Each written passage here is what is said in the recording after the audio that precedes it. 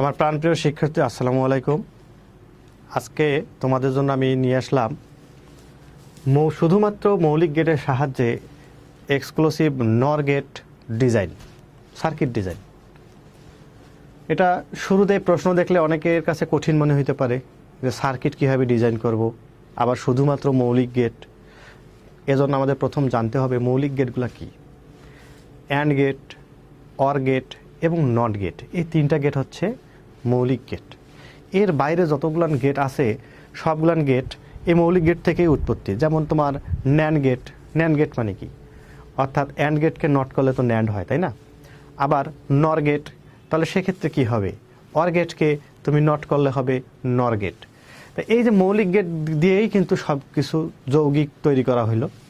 এখন দেখো, শুধুমাত্র মৌলিক গেট দিয়েই আমরা এক্স নর গেটকে ডিজাইন করব। তাহলে এক্স নর গেটের ডিজাইনটা আমাদের যদি করতে চাই, ফাইনাল এক্সক্লুসিভ নর গেট বা এক্স নর গেটের সমীকরণটা হচ্ছে এ এক্সক্লুসিভ অর বি।